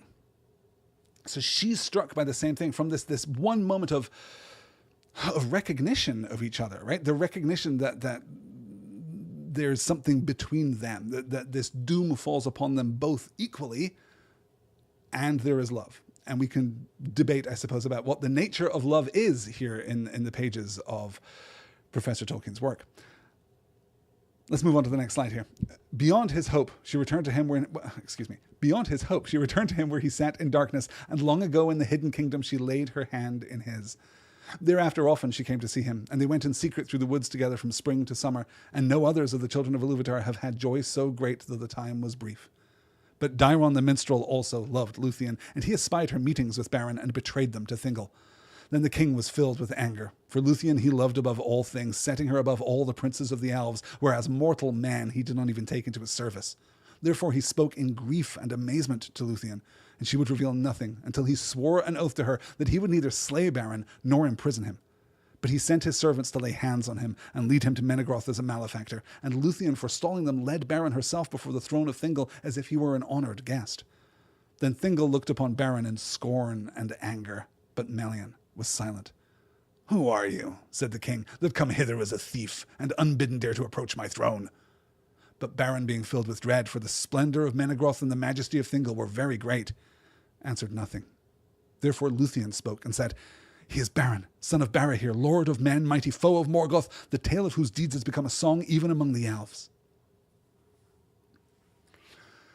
Daeron the minstrel. Snitches get stitches. We have met Daeron previously. He is the one who crafted the Cirth runes that turned out to not be so popular among the Sindar, but which catch on tremendously with the dwarves. He is also one of only 2 elves sent by King Thingol to King Fingolfin's Feast of Reuniting shortly after Fingolfin makes it to Beleriand almost, 450 years ago? Almost 450 years ago at this point. So Daeron... Well, no, let's not jump immediately to Daeron, because we do have to honor both sides of the relationship of Beren and Lúthien, and we've already noted how they are anguished, how this fate has befallen them, how her immortality has now become tainted with his mortality, her freedom has been chained by his bonds, but that's not the whole story. There is happiness here, there is bliss here. I love the romance of "and long ago in the hidden kingdom she laid her hand in his" is so fairy tale poetic that it really works its magic on me. Thereafter often she came to him, and they went in secret through the woods together from spring to summer, and no others of the children of Ilúvatar have had joy so great, though the time was brief. Nobody else has ever been as happy as these 2 were. Again, one of these Tolkienian superlatives that we just have to honor and respect because he's so careful about it. No one, you think Sam and Rosie have a great life together? I mean, they do, and I will fight anyone who says that they don't, but it's nothing like this. There's been no relationship. Aragorn and Arwen don't have this. Éowyn and Faramir don't have this, right? None of the pair bonds that we see through even the Lord of the Rings have this kind of joy, though the time was brief. And what is it that brings this situation to an end? What is it that forces Thingol's hand here, or makes Thingol believe that he has to have his hand forced? It's jealousy. It's envy of a woman. It's the spurned lover again, because Tolkien consistently understands that there is nothing so dangerous as a man who believes that he has a right to a woman. So Daeron goes to Thingol and he demands to know what is happening, and she extorts from him another oath that has consequences which escape Thingol's capacity for prediction. He has no way of knowing that he is going to be thus constrained by the oath that he has already taken. There's an argument that this entire endeavor, the entire quest for the Silmaril, is going to be forced by this fairly simple and theoretically predictable oath that Thingol takes for his daughter right now. No, I'm not going to kill him. I'm not going to kill him, and I'm not going to imprison him. Which forces Thingol, and I'm not saying this to defend Thingol, rather than to look somewhat dubiously at the concept of oaths themselves, right? This simple oath forces Thingol to come up with this ridiculous plot to go and take a Silmaril from Morgoth, from which evil will flow, right? From which tragedy will issue forth. So I love the trick of Lúthien forestalling the servants who are supposed to drag Beren before the throne, and instead leading him into the throne room as if he were an honored guest. Thingol's fury here kind of funny. And we'll note here too, as we go forward, how many times we get what would be cinematically a cutaway to Melian, right? Where she's not active in the scene until she is, but so often we're going to cut away in exactly the same way as we were cutting away to Maiglin, right? With very different intent, I think. But you remember how many times we cut away to and Maiglin said nothing, and Maiglin was silent, and Maiglin was checking his phone at the time and really had nothing to say. So we cut away to Melian here to indicate the kind of positive absence of her speech, right? We're really emphasizing the fact that she is not intruding here. But Beren, being filled with dread for the splendor of Menegroth and the majesty of Thingol, were very great. Now, let's emphasize this. He is absolutely awed by what is happening here. This is pretty much an unparalleled experience at this point in history, right? How many men have come into Menegroth? Remember the most beautiful home of the elves in all of Middle-earth? That's what we're told about Menegroth when it's first constructed, when it's first created. He's never seen anything like it. No mortal man ever has, and he's awed by it. Let's bear that in mind, because that's going to go away pretty quick.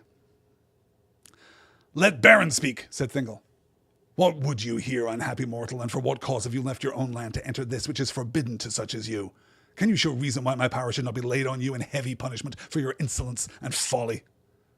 Then Beren, looking up, beheld the eyes of Lúthien, and his glance went also to the face of Melian, and it seemed to him that words were put into his mouth. Fear left him, and the pride of the eldest house of men returned to him, and he said, "My fate, O king, led me hither, through perils such as few even of the elves would dare. And here I have found what I sought, not indeed, but finding I would possess forever. For it is above all gold and silver and beyond all jewels.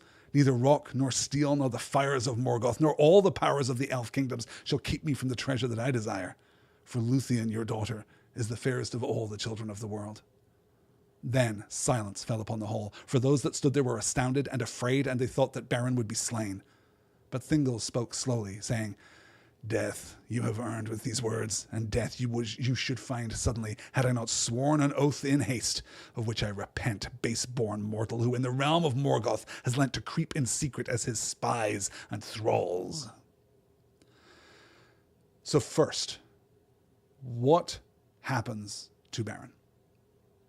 There's a simple enough psychological reading, I suppose, right, where he's just challenged by Thingol and his natural pride, his natural nobility returns. There's a sense here in which we can understand that this is just a face-off, that he recognizes Thingol, right, in his anger, in his insult. He recognizes Thingol as someone that he can spar with a little bit. But there's, I think, something more magical, hesitantly. I think there's something more magical happening here.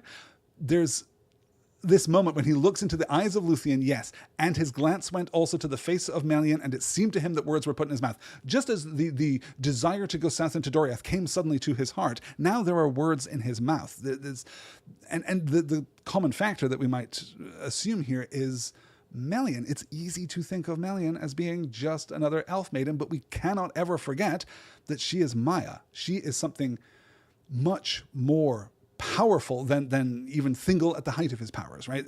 She is a completely different order of being, and she is right here. And that glance to the face of Melian, and then the words immediately appearing to him, well, we might attribute that to a certain inspiration, right? The breath here of motivation, a certain clarity. We might speculate. We certainly see, right, that in the wake of this, right, the words are put into his mouth. Fear leaves him, and the pride of the eldest house of men returns to him, right? He is restored. He is effectively inspired, like almost literally inspired.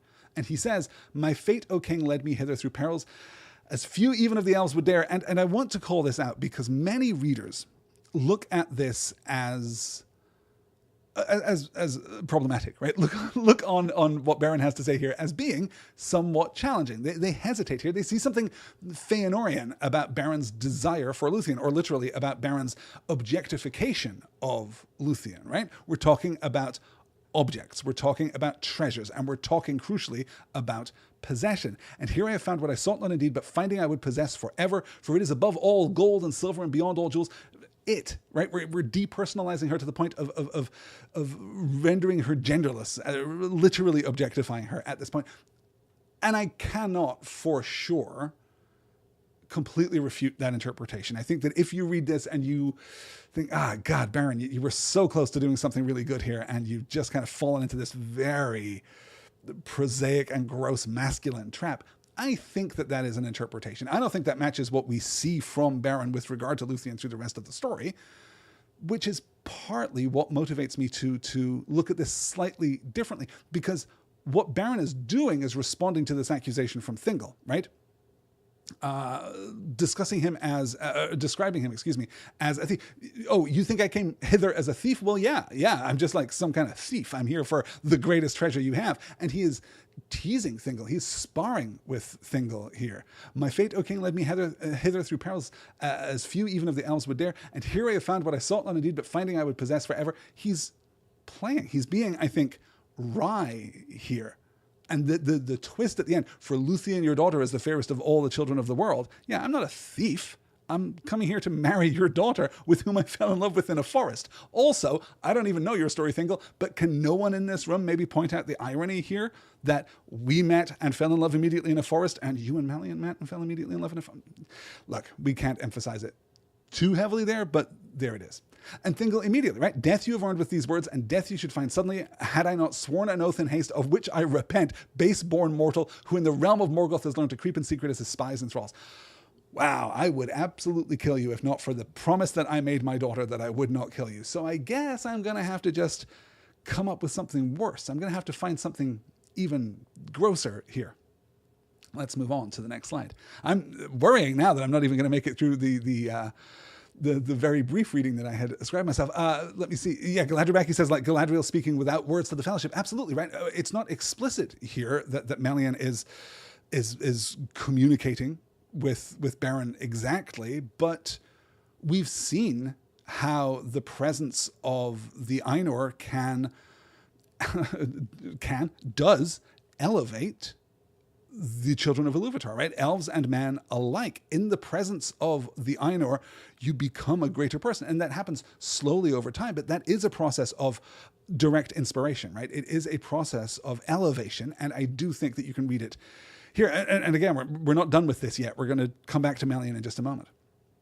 Galadriel is, yeah, he's sparring with Thingol here in a way that reflects Thingol's sort of objectification of Lúthien as a position. Yes, exactly, right? He's kind of anticipating, or not even anticipating because Thingol's already done it. He's responding to this notion of theft. He's responding to this accusation of an intent to steal from Thingol, a thing which Thingol cannot own as property, ought not to own as property, despite how Thingol behaves in the pages to come. Then Beren answered, "Death you can give me earned or unearned, but the names I will not take from you of baseborn, nor spy, nor thrall. By the ring of Felagund that he gave to Barahir, my father, on the battlefield of the north, my house has not earned such names from any elf, be he king or no." His words were proud, and all eyes looked upon the ring, for he held it now aloft, and the green jewels gleamed there that the Noldor had devised in Valinor. For this ring was like to twin serpents, whose eyes were emeralds, and their heads met beneath the crown of golden flowers, that the one upheld and the other devoured. This was the badge of Finarfin and his house. Then Melian leaned to Thingol's side, and in whispered counsel bade him forego his wrath. "For not by you," she said, "shall Beren be slain, and far and free does his fate lead him in the end, yet it is wound with yours. Take heed." But Thingol looked in silence upon Lúthien, and he thought in his heart, "Unhappy men, children of little lords and brief kings, such as these lay hands on you and yet live." Then breaking the silence, he said, "I see the ring, son of Barahir, and I perceive that you are proud and deem yourself mighty. But if father's deeds, even had his service been rendered to me, avail not to win the daughter of Thingol and Melian. See now, I too desire a treasure that is withheld. For rock and steel and the fires of Morgoth keep the jewel that I would possess against all the powers of the elf kingdoms. Yet I hear you say that bonds such as these do not daunt you. Go your way, therefore. Bring to me in your hand a Silmaril from Morgoth's crown. And then, if she will, Lúthien may set her hand in yours. Then you shall have my jewel. And though the fate of Arda lie with the Silmarils, yet you shall hold me generous." I absolutely have to call out the grossness of Thingol's line here in the third para. "Unhappy men, children of little lords and brief kings, shall such as these lay hands on you and yet live." Gross, right? Just thinking about his daughter being literally manhandled, right? Just a really gross and presumptive bit of actual... Well, God, can we even talk about Thingol being racist? Is that like even a meaningful term that we can use here with like full intent and severity, right? Because there aren't systems of oppression that support his perspective here. It's not quite the way that we think of racism in the real world, but he is certainly, yes, extremely biased against Beren. I love Beren's response. And again, this is the slide. This is the passage. This is the excerpt, I think, where we can really see that they are, in fact, sparring with one another, right? His answer is civil. It is almost courtly. It is clever in a way that needles Thingol far more than a rude threat would. "Death you can give me earned or unearned." Hey, look, I'm in your throne room here in the middle of your city, surrounded by your people. I have now no people. Well, I guess there are some women and children of my house that are now, living out on the western edge of your domain. But certainly within 200 miles in any direction, I have nobody to back me up. So you can kill me if you want to, be that earned or unearned. But the names I will not take from you of baseborn, nor spy, nor thrall. By the ring of Felagund that he gave to Barahir, my father, on the battlefield of the north, my house has not earned such names from any elf, be he king or no. Standing up here is a really great move, and calling in front of this gathered audience, claiming this nobility, not an equal nobility, right? He's not asking for a mutual and equal respect from Thingol as like, well, we're both of noble blood, you and me, right? Thingol of the Calaquendi and Beren of the House of Beor. But he is expecting decency. He is expecting civility and even a kind of courtliness. Yeah. His words were proud and all eyes looked upon the ring, for he now held it aloft, and the description is just beautiful. And Melian now interceding, right? We've had Melian silent, and we're going to have Melian silent again, but this is the moment that she comes in, counseling him. For not by you, she said, shall Beren be slain, and far and free does his fate lead him in the end, and yet it is bound with yours. Take heed. Far and free is again interesting, right?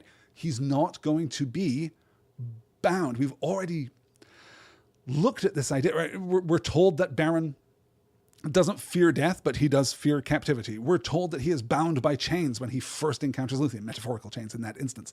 Here, Melian's stressing how far he has to go and how free he shall be. And of course, when we're thinking about issues of death for the mortal man, for the second children of Iluvatar, for the younger children of Iluvatar, then we're thinking about that notion of what happens after they die. We're thinking about that thing that elves don't understand, that Melian, even in all her wisdom, does not understand. Something else is happening here, and Thingol literally lacks the capacity to understand it. He literally does not know what happens to men. And then we get the final play, right? Forced to permit Beren to live, forced to permit Beren to remain free, he has to come up with a plan. And the plan that he comes up with is a classically impossible task, right? This is a common feature of fairy tales and of mythology, right? This is Hercules, this is Jason, this is Theseus, right? This is, sure, kid, go fetch a Silmaril from the Iron Crown of Morgoth, then push this boulder all the way to the top of the hill without it rolling back down again, and then, then it's fetch me a shrubbery and cut down the tallest tree in the forest with a herring.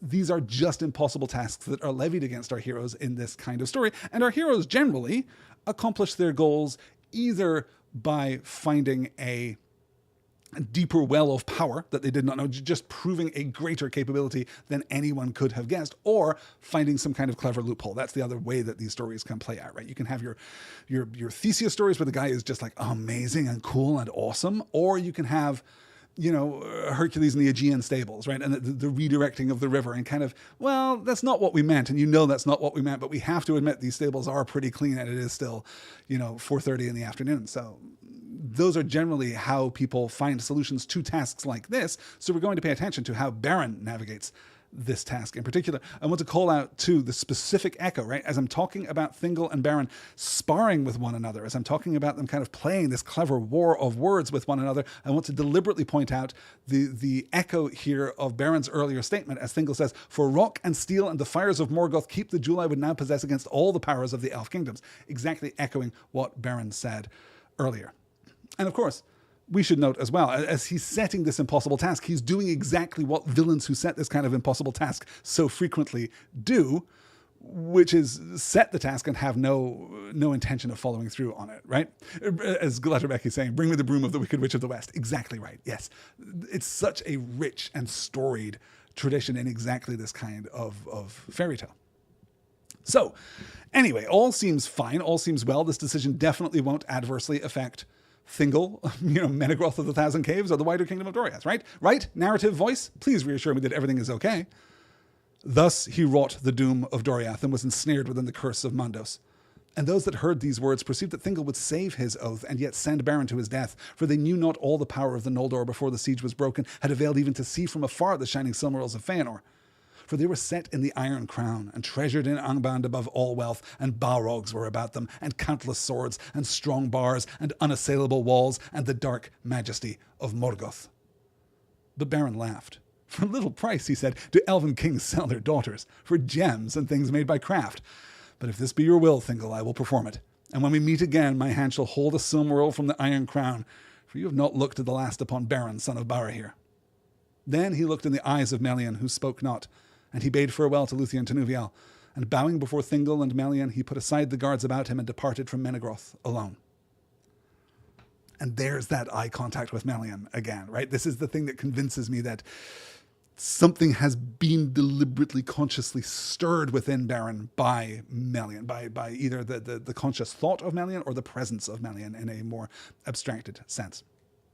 And I love how we see this, a trick, right? A rude trick, a kind of typographical echo of Sauron at the beginning of this week's reading, right? The trick that he plays with the vision of Gormlir's wife. We're seeing another kind of, well, I'm making you a promise that I have no intention of keeping. There's going to be a twist coming here. Here we are again, right? Thus he wrought the doom of Doriath and was ensnared within the curse of Mandos. So, how so? We might be tempted to ask here, how so has he ensnared himself within the curse of Mandos? And it is the pursuit of the Silmarils. It is the reckless desire for the Silmarils. And again, it might be argued that Thingol here has contracted some kind of dragon illness, some kind of dragon sickness, right? He wants the Silmarils. But that clearly isn't true because he doesn't think for a moment that Beren is going to succeed. But it is Beren's success that sets the stage for everything. Spoilers, you guys. Beren's going to kind of succeed in his quest here, in the classical heroic mode. But it is the success there that dooms Doriath. Thus he wrought the doom of Doriath and was ensnared within the curse of Mandos. He's not, Thingol himself is not susceptible to the doom of Mandos. Mandos has not just issued a revision, right? He hasn't just updated the end user license agreement for, being in Valinor, however briefly, that now includes Thingol of Doriath as an honorary Noldor for the purposes of the doom of the Noldor. That's not what happens. He is ensnared within the curse of Mandos because the curse of Mandos, the doom of the Noldor, is now going to fall upon him because of the recklessness of his actions here, because of the recklessness of his words, because of the setting of this impossible task. Those that heard these words perceived that Thingol would save his oath and yet send Beren to his death, for they knew not all the power of the Noldor before the siege was broken had availed even to see from afar the shining Silmarils of Feanor, right? And then look at what Tolkien does here, right in the middle of this standoff, as we've got our two heroic figures kind of facing off against one another in the throne room of Menegroth here.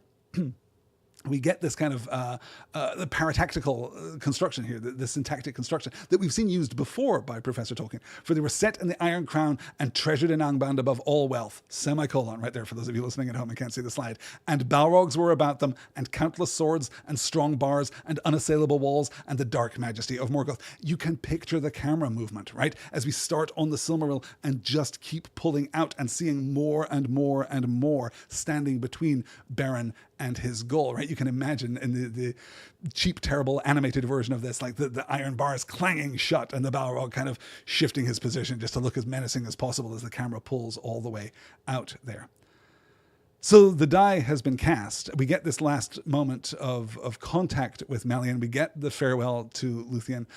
I guess I will also credit Beren for his laughter here, for being so light on his feet. It's a genuinely lovely moment that we can be certain, I think, needles Thingol profoundly. For little price do elven kings sell their daughters for gems and things made by craft. Who cares about a Silmaril? Are you kidding me? This bauble that Feanor made back in Valinor?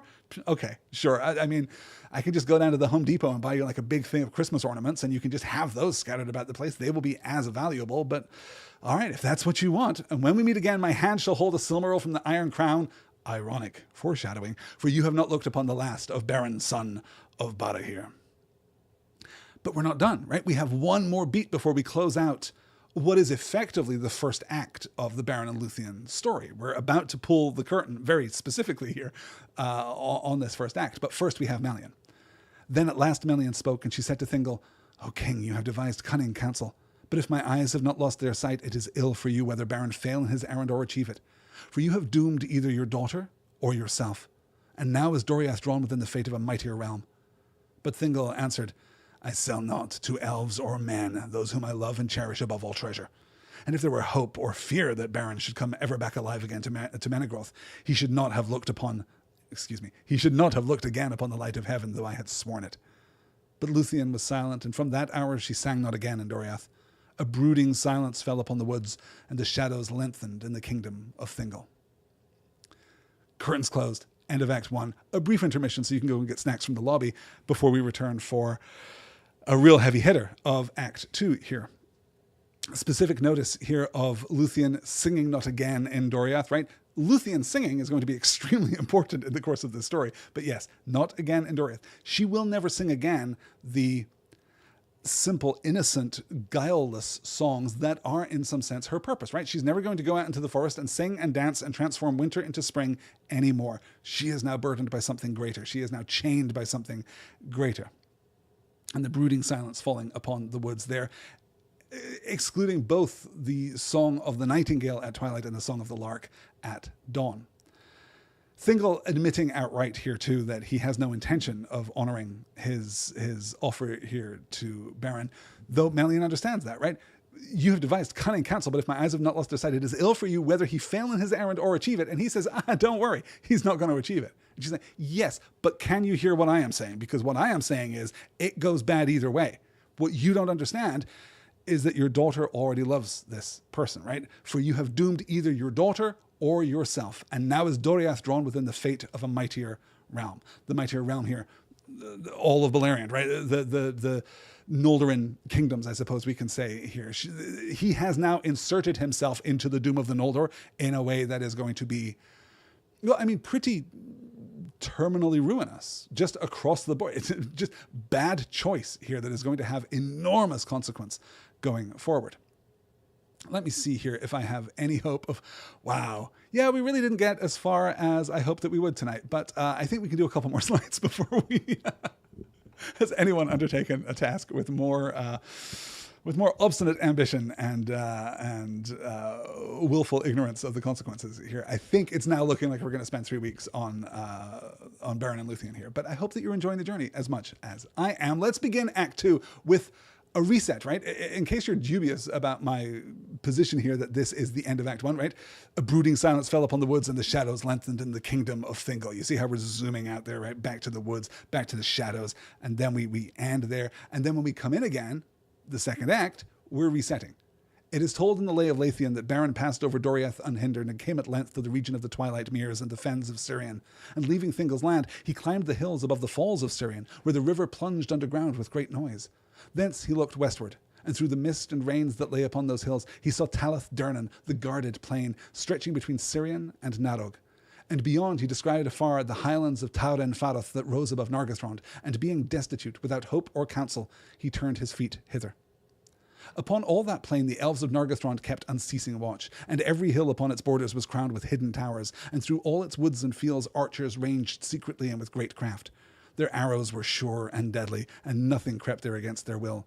Therefore, ere Beren had come far upon his road, they were aware of him, and his death was nigh. But knowing his danger, he held ever aloft the ring of Felagund, and though he saw no living thing because of the stealth of the hunters, he felt that he was watched, and cried often aloud, "I am Beren, son of Barahir, friend of Felagund. Take me to the king."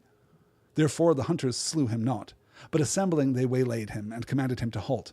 But seeing the ring, they bowed before him, though he was in evil plight, wild and wayworn. And they led him northward and westward, going by night lest their paths should be revealed. For at that time there was no ford or bridge over the torrent of Narog before the gates of Nargothrond, but further to the north, where Ginglith joined Narog, the flood was less. And crossing there and turning again southward, the elves led Beren under the light of the moon to the dark gates of their hidden halls. This is an echo of... I guess many journeys that we both have seen and will see again, though the precision here of Beren going forth across Talath Dernan, right? Literally the guarded plain. This is one of these very literal translations here, though I'm sure that by this point in our reading you can infer that. I love the idea of him walking across this plain, holding aloft the ring like he is, constantly hitting the button on his car's key fob when he's trying to find his car in a crowded parking garage and he's forgotten where he parked, and he's just hitting it over and over and over, just listening for that telltale beep that will tell him where his car has been parked. That is exactly how I picture Beren doing this. What we're seeing here, I suppose, well, we're seeing two things, right? Firstly, we're really contrasting the contained safe but limited boundary of Doriath with the wider world beyond, right? We get this great Tolkien, for all that he has repeatedly criticized. if you go and read people who don't like Tolkien, they will tell you that, oh, and then it's just 3 pages of landscape. And it's super not. You guys, like, we don't spend a lot of time getting descriptions of landscape in Tolkien's works, as you'll know if you read basically any of it. But occasionally we get these really great descriptions, and this stands out because it's the second kind of POV landscape description that we've had in this week's reading. But what we're doing here, I think, is contrasting how limited and constrained Doriath is, beset on all sides now by the various Noldoran kingdoms, right? Even in the aftermath of the Battle of Sudden Flame, Doriath is isolated in a way that the other kingdoms of Beleriand aren't. They are currently severed, right? They are currently offset from one another by Morgoth's armies coming in, where are we, 10 years ago now almost? But Doriath is limited and is lonely because of the Girdle of Melian. That thing which protects it, and make a note of this somewhere important because this is going to come back again and again, the thing which protects it is the thing which isolates it, is the thing which ensures its destruction. That is a constant cycle. Hiding can work, but only for a little while. So we get this glimpse of the broad landscape beyond Doriath, and we get the isolation of Beren. Again, a very cinematic trick here, with the camera pulling back. We get everything that's in front of him, and then we get him, a small figure, destitute without hope or counsel. He turned his feet thither.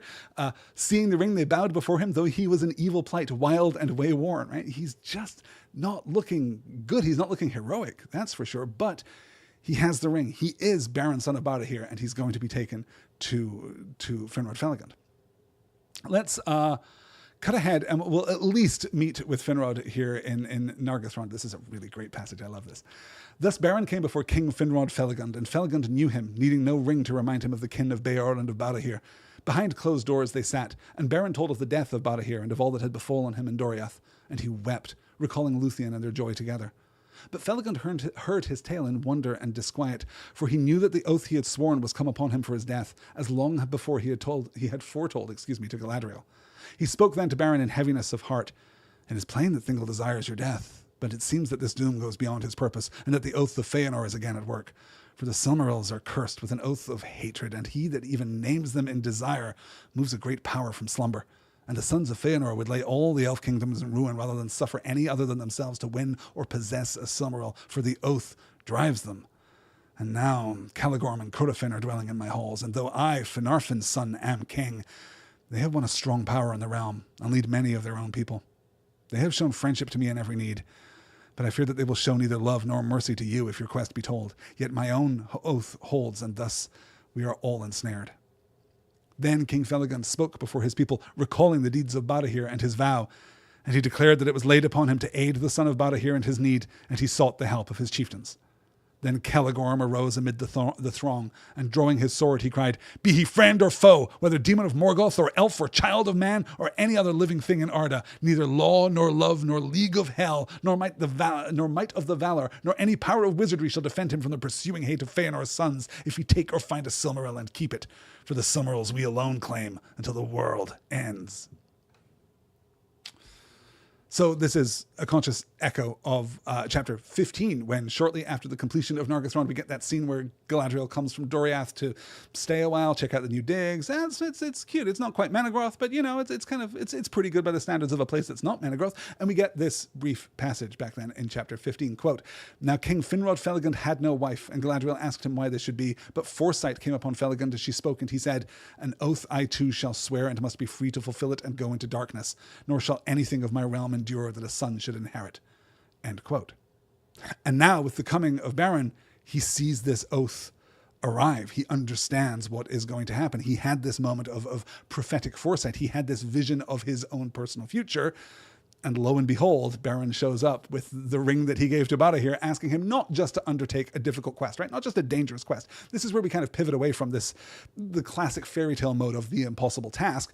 And instead, we're back into elven politics in Beleriand, because he understands that the real danger here is not facing off against Morgoth for the Silmaril. It's that the quest to go get a Silmaril is going to ignite the bonfire of the Sons of Feanor. That this has just been This has just been a barrel full of dynamite that they have just all been sitting at. They've been using it as a coffee table. They've been, passing the time, putting their feet on it when they're watching TV of an evening, right? And people have maybe kind of forgotten that it's a barrel of dynamite, but hey, it turns out it's a barrel of dynamite. And that's all the worse because Celegorm and Curufin, the worst sons of Feanor, are now living in Nargothrond after being overrun by Morgoth in the northeast. So we get some more recapitulation here. We get this very familiar scene of all the elves are gathered together and one elf draws a blade. Hey, it's a son of Feanor. Who could possibly have guessed that was going to happen? He draws his sword. Doesn't, press it to anyone's throat or take like deliberate violent action, but the violence of his words is there. And this reiteration of the oath of Feanor, be he friend or foe, whether demon of Morgoth or elf or child of men or any other living thing in Arda. Neither law nor love nor league of hell nor might of the valor nor any power of wizardry shall defend him from the pursuing hate of Feanor's sons if he take or find a Silmaril and keep it. For the Silmarils we alone claim until the world ends. There's nothing good going to happen here, right? Our best hope in terms of long-term stability and the ability to fight off Morgoth is that Beren will just trip and die immediately, right? That his quest absolutely has to end here. But Finrod Felagund is foresighted. Finrod Felagund knows that this oath is going to demand a great sacrifice of him, that this is going to be the end of his life. And that isn't the kind of thing that happens if Beren dies just immediately. He knows that this is going to be something that's going to change the face of Beleriand. And unlike King Thingol of Doriath, King Felagund of Nargothrond sees this immediately. He understands, Christ, everything is just going to fall apart now. Nothing is going to reign in the Sons of Feanor. In fact, nothing could possibly reign in the Sons of Feanor because of this damn oath, because of the doom of the Noldor, right? Treachery and the fear of treachery. We're going to wind up again being cast into this ongoing violence of civil war because of these rocks, which ironically have maybe been safest in the hold of Morgoth when we couldn't, despite all our power, as we're told back in Doriath, right? Despite all of their power, they couldn't even get close. They couldn't even see Angband. They couldn't by any means like get close enough to figure out where in the gigantic dungeon of Angband Morgoth was or where his Iron Throne lay. So this is Celegorm blustering here, right? Just reiterating the oath. It's all threat. It's all violence. It's a very kind of son of Feanor kind of thing to do. But Curufin, as we've noted before, is the most Feanorian of the sons of Feanor, and that makes him worse here as we move forward. Many other words he spoke, as potent as were long before in Tyrion the words of his father, the first inflamed the Noldor to rebellion. And after Celegorm, Curufin spoke, more softly but with no less power, conjuring in the minds of the elves a vision of war and the ruin of Nargothrond. So great a fear did he set in their hearts that never after until the time of Turin would any elf of that realm go into open battle. But with stealth and ambush, with wizardry and venomed dart, they pursued all strangers, forgetting the bonds of kinship. Thus they fell from the valor and freedom of the elves of old, and their land was darkened. And now they murmured that Finarfin's son was not as a Vala to command them, and they turned their faces from him. But the curse of Mandos came upon the brothers, and dark thoughts arose in their hearts, thinking to send forth Felagund alone to his death, and to usurp, it might be, the throne of Nargothrond, for they were of the eldest line of the princes of the Noldor. And Felagund seeing that he was forsaken, took from his head the silver crown of Nargothrond and cast it at his feet, saying, "Your oaths of faith to me you may break, but I must hold my bond. Yet if there be any on whom the shadow of our curse is not yet fallen, I should find at least a few to follow me, and should not go hence as a beggar that is thrust from the gates." There were 10 that stood by him, and the chief of them, who was named Edrahil, stooping lifted the crown and asked that it be given to a steward until Felagund's return. "For you remain my king, and theirs," he said, "whatever betide." The spellcraft here, right? The rhetorical spellcraft of Curufin, son of Feanor, the weaving of this story, this vision of the future, the coming war, the destruction, the ruin of Nargothrond. And it's so effective that the elves of Nargothrond don't take part in the war. And until the time of Turin Turambar, they don't go forth in force against Morgoth. Rather, they rely on stealth and ambush, wizardry and venom dart. They pursued all strangers, everyone who comes into their domain, forgetting the bonds of kinship. The things that tie these Noldoran kingdoms together are now truly sundered, at least as far as Nargothrond is concerned, right? It's not the intrusion of Morgoth's armies. It's not the physical separation of Hithlum in the northwest and Nargothrond here on the western side. It is this paranoia. It is treachery, treason, and the fear of treason. This is the real darkening of Nargothrond. Thus they fell from the valor and freedom of the elves of old, and their land was darkened. From what are they no longer free? Well, fear. Paranoia, right? They can no longer fulfill their truest function. They can no longer be who they really are because they're laboring under this false fear. They're laboring under this fear of the future. And now they murmured. So then we get this pivot back, right? So Curufin does his thing and like casts a spell over the assembled masses. And now they murmured that Finarfin's son was not a Vala to command them, and they turned their faces from him. But the curse of Mandos came upon the brothers, and dark thoughts arose in their hearts. So they decide to steal the crown. And the audacity of the two sons of Feanor deciding that Finrod Felagund has no right to rule them because he isn't of the Valar is breathtaking, right? How little self-awareness can you possibly have here? So the beat about inheritance, I suppose we should clarify here, right? Angrod and Aignor, Finrod's brothers, both died in Dorthonion during the Battle of the Sudden Flame, but Orodreth, who in this version of the Legendarium is Finrod's brother, will take the crown and will at least rule as regent in Finrod's absence. And this is a problem. This is a inconsistency. It's a little continuity knot in the pages of the Silmarillion as it's published. Tolkien doesn't like this. He later removes Orodreth from his place in the family tree. He stops Orodreth from being Finrod's brother and tucks him down a generation, making him the son of Angrod. So he's kind of removing this possibility of immediate succession, in which case, well, we might argue, in fact, that the throne of Nargothrond would pass to one of the sons of Feanor, because there would be no more brothers of Finrod left. Obviously, Galadriel, his sister, cannot possibly inherit. Who could ever imagine such a thing? So for now, though, Orodreth is going to get it. But if this feels a little frictional here, if this feels a little imprecise, a little clumsy as we're moving through this part of the story, that is because of this position of Orodreth. Tolkien, as I say, was aware of that and retconned it later, but the version of this story that Christopher is using for the construction of the Silmarillion still has Orodreth in this position alongside Finrod here. So, and we should also note too that currently Fingon is High King of the Noldor up there in Hithlum after the death of his father Fingolfin. So there is still a High King. That's not what we're talking about. We're talking about the taking of the throne of Nargothrond and the surrounding lands in particular.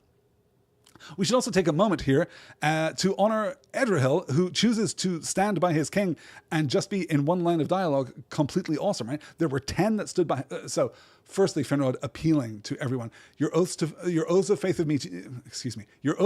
to me you may break, but I must hold my okay. Well, you losers can break your promises. You sons of Feanor can break your promises anytime you like, right? Okay.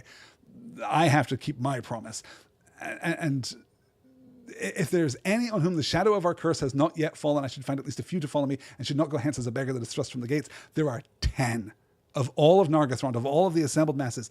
There are 10 people who are not laboring under the doom of the Noldor. 10 people who are not, I was going to say not tainted by the curse of Mandos, but of course they are, right? They're just still valorous enough that they can do the right thing here. And Edrahil is the lead of these guys. This is the only time he's going to be mentioned. This is the only line of dialogue that he's going to get, but still a hero of the elves in Beleriand. He lifts the crown and asks that it be given to a steward until Felagund's return, for you remain my king and theirs, whatever betide. Just a voice of good sense and of virtue there.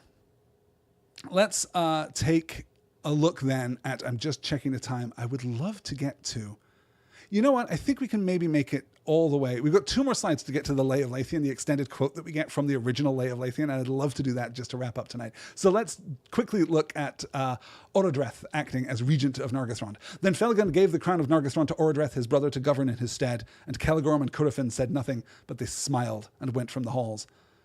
On an evening of autumn, Felagund and Beren set out from Nargothrond with their 10 companions, and they journeyed beside Narog to the source of the falls of Ivrin.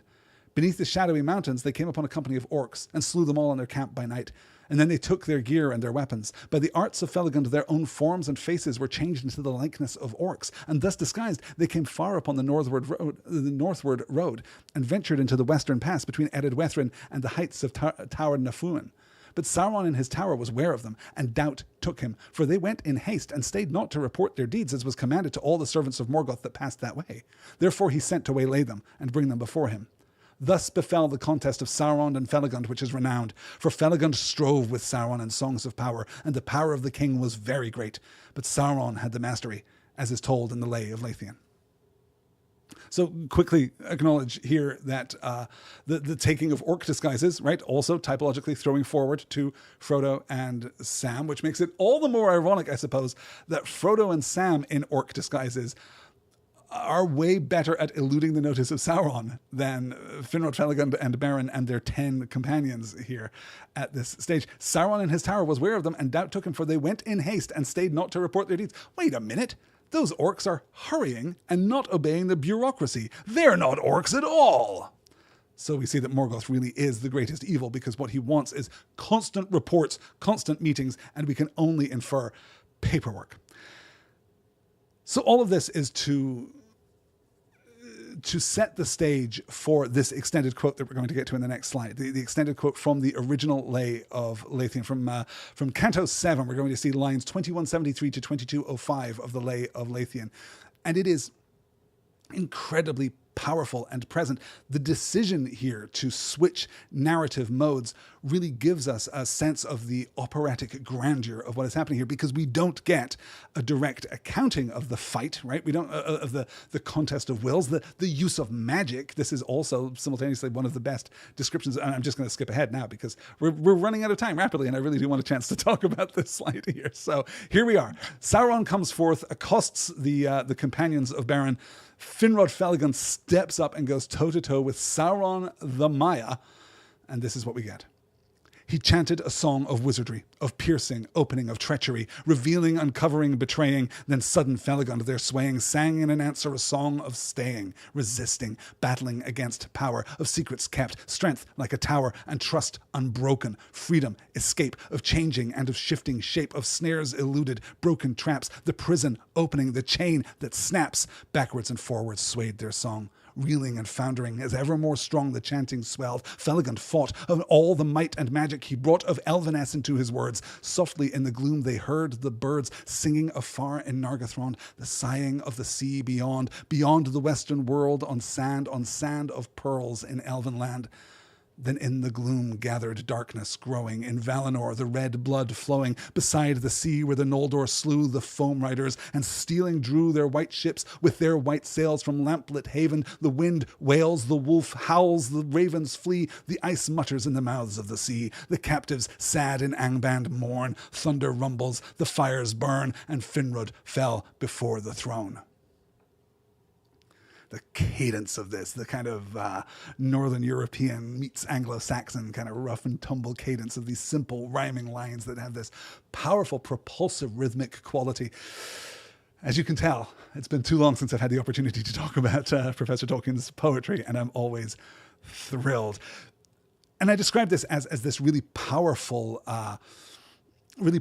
example of what magic is, right? What magic is, at least as it's presented here, is this evocation of ideas. It's this narrative conceptual force that comes from the evocation of this imagery. Sauron summons thoughts of revealing, uncovering, betraying, right? He chanted a song of wizardry, of piercing, opening, of treachery, revealing, uncovering, betraying. This is what Sauron wants. He wants to know who they are and where they came from. He really wants to know where the hell is Nargothrond, right? We remember that Morgoth has heard of Nargothrond, but does not know where it is. And that's what Sauron wants, revealing, uncovering, betraying. And Finrod responds by pulling first on concepts of freedom and strength and resilience, and their songs battle back and forth, right? Then sudden Felagund, their swaying, sang in an answer a song of staying, resisting, battling against power, of secrets kept, strength like a tower, trust unbroken, freedom, escape, of changing and of shifting shape, of snares eluded, broken traps, the prison opening, the chain that snaps. This is him pushing back. He's summoning forth these ideas of freedom and of liberation, but also of secrecy, of bonds kept, of oaths kept, of secrets kept, protecting Nargothrond. And that seems to work, right? They're in opposition here for sure. Backwards and forwards swayed their song, reeling and foundering as ever more strong the chanting swelled. Felagund fought, and all the magic and might he brought of Elveness into his words. He summons forth.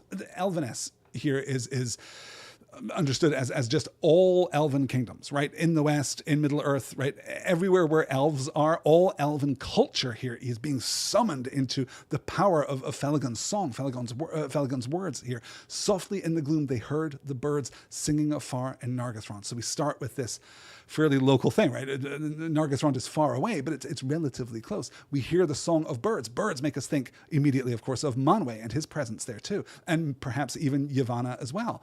We hear the natural world. We hear the natural beauty. We hear the touch of the Valar. How do we know we're hearing the touch of the Valar? Because we immediately go to the sighing of the sea beyond, right? We're moving out. We're moving west. We're moving toward Valinor. We're moving toward the seat of elven power, the seat of all power, of course, but the seat of elven power in Arda is in Valinor. So we move out first from Nargothrond across the sea, the sighing of the sea beyond the western world on sand of pearls in elven land. Right, we get to the pearl-strewn beaches of Eldenhome there. Then the gloom gathered, darkness growing. Ah, damn it! You know what we just did? We just evoked Elvenhome. We just evoked Valinor. We just evoked the thing that has ruined our people. We went too far, right? Finrod here is pulling on too much because there is a stain, there is a flaw, there is a thing that makes all the glory and the power and the richness of elvendom, right? of Elveness here. It is tainted fundamentally by one of the Noldor, or by and to one of the Noldor. It is tainted. The gloom gathered, darkness growing in Valinor, the red blood flowing beside the sea where the Noldor slew the foam riders and stealing drew their white ships with their white sails from lamplit havens. Ah, crap. He has inadvertently, while trying to summon all that elves are, all of elvendom here in the face of Sauron, while he's trying to draw upon his entire culture to face down this Maya, this lieutenant of Morgoth, he accidentally invokes the kinslaying at Alqualondë, right? It's bloodshed. It's the kinslaying, and Sauron's power responds immediately, right? We see this pivot happen even without acknowledging a shift in narrative ownership or narrative voice. The white ships with their white sails from lamplit havens, the wind wails, the wolf howls, the ravens flee, the ice mutters in the mouths of the sea, the captives sad and Angband mourn, thunder rumbles, fire burn, and Finrod fell before the throne. That's it. He is conquered. He is overcome. He starts by pushing back, right? We're getting all of this swaying, this toing and froing, right? As they battle one another, this contest of wills. And Sauron sets a strong stance. He is efficacious in his first move, right? The Song of Wizardry, of Piercing, Opening of Treachery.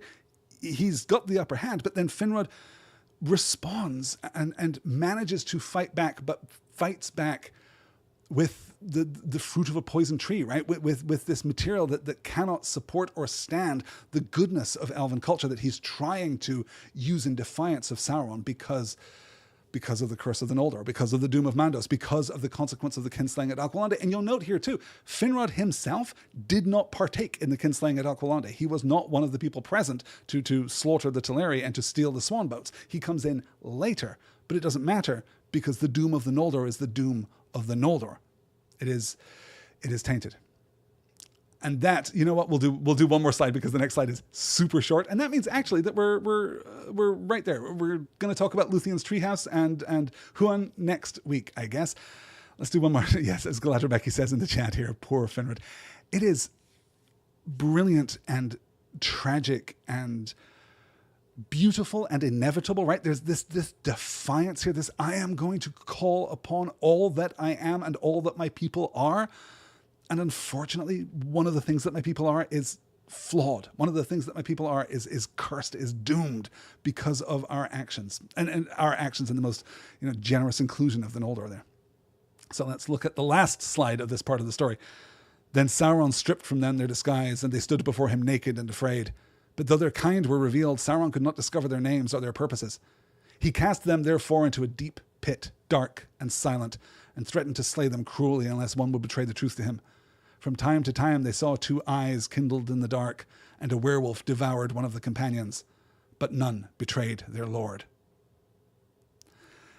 And it's not structurally maybe the end of the second act of the story, but it is definitely like we're about to go to commercials, right? This is a cliffhanger ending as the screen goes black, and we take a brief break before we return, as I say, next week with definite Rapunzel vibes, and Lúthien gets a treehouse outside of Menegroth. That is going to do it for this week's session. Let me... I basically have not appeared on camera this entire session if you're listening to the podcast version, because we've been moving so quickly through these slides and we've done a wonderful job. Thank you so much, Galadra Becky, Glorfin David, for joining me live here in the chat. Thank you so much for listening at home. I hope that you have enjoyed this excursion into Beren and Lúthien. If you like what I do here at Stars and Swords, if you want to stick with me through the rest of the Silmarillion, if you want to encourage me to cover more books, I've kind of sketched the rest of the year, which is not to say that I've chosen the texts that we're going to cover for the subsequent units, but I have we're going to do Sense and Sensibility when we're done with the Silmarillion in, 8 weeks time now completely. I think that's all it is to finish off.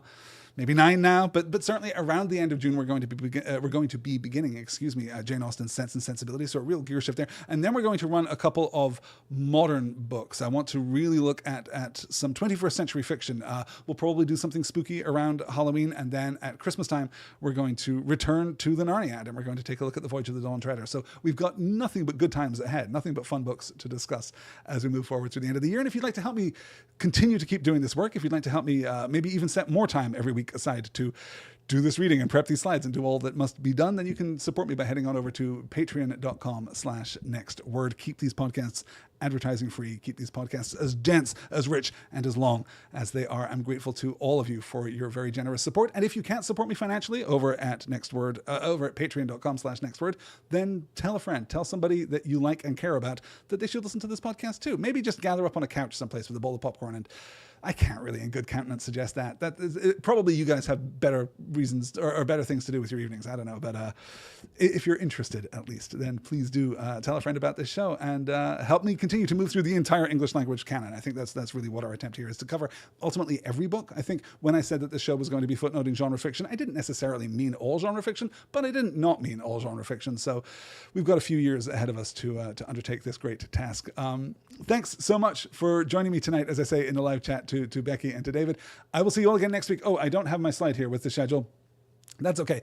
We're going to finish Beren and Lúthien. We're going to do it next week. We probably won't tackle the Nirnaeth Arnodiad, the Battle of Unnumbered Tears. I think we'll just focus on powering through to the end of Beren and Lúthien. It will, I hope, be, what is that, the 8th? It's the 1st today, right? Yes, good Lord. It's the 1st of May today. The 8th of May, probably again at 9 p.m. Eastern. We're going to try and maintain this Thursday evening spot here. That's going to do it for this week. Thank you so much for listening. Thank you so much for your emails. Thank you so much for your support.